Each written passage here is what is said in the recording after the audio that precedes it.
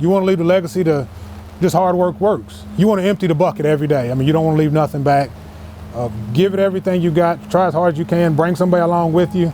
So just help as many people, show as many people what agriculture is really about, and show people that look like us that it's not as hard as you think it is. Just come try it. What we got going on here in Bonneville is we've got a 3-acre market garden, 3 high tunnels. We raise a mixture of livestock, mixture of vegetables.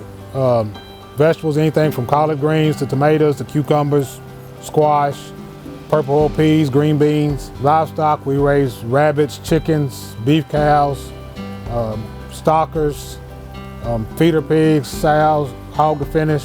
So a very diverse operation here so far. The core was in Hodgenville. My parents were tobacco farmers. As they got older and got to doing their public jobs, they allowed me to rent the farm. And that's when I started with, we had maybe a half-acre garden, and we was always more cows. So we had 10 cows or 5 cows, and a handful of pigs, just a hodgepodge of different things. And then slowly, you rented some ground. And then as you rented ground, the cattle production increased, and then the pig production increased.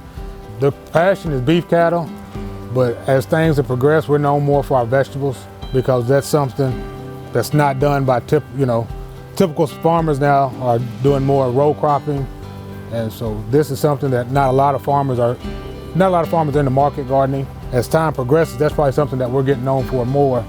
Our meeting, the gentleman from Kentucky State, he told us about vegetables. We got started in this vegetable thing, and once it got started, it was just a snowball. Every year you say you're not gonna get any bigger, but your customer base gets bigger.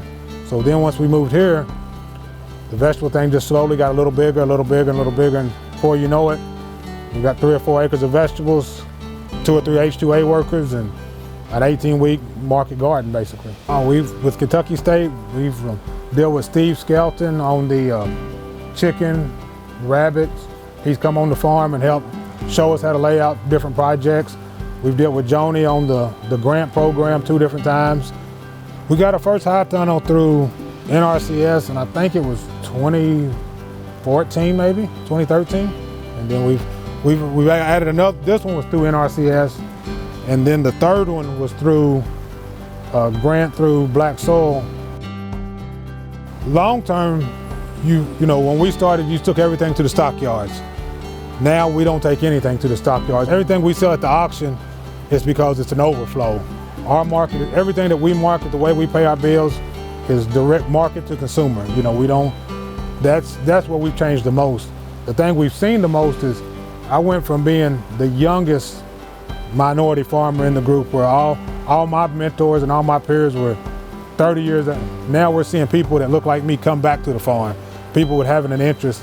And so that's probably been the biggest change that I've seen in the last 3 to 4 years is guys from their 20s and 30s and women that are black or Hispanic that want to do farming again. So that's great to me. To think about the guys that I knew, I remember sitting at the conference looking at some of these guys and them being my mentors. Like, man, I want to be like him one day. I want to be like him. I want to be like her. Even like with the Millers, Miss Millers of Garden Machine. So seeing these people, and now you get to put your name with their name, it just makes me reflect on all of them that did stuff to help me get here. I mean, when you got a mother and a grandmother like I've got, it's great there. So, but farming, if they were my mentors on my character, how you treat people, how you want to be, what to stand for, what not to stand for. But my farming mentors had to be Steve Graves and Billy Curl.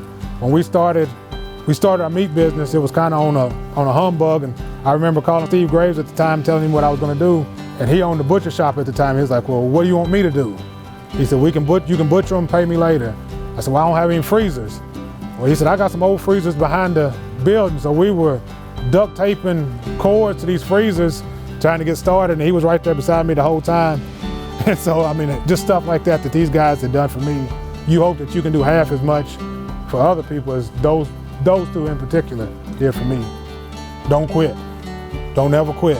I mean, you're gonna fail, but fall forward. Every time you fall, you're gonna be seasoned better for some more adversity. It's gonna be better tomorrow.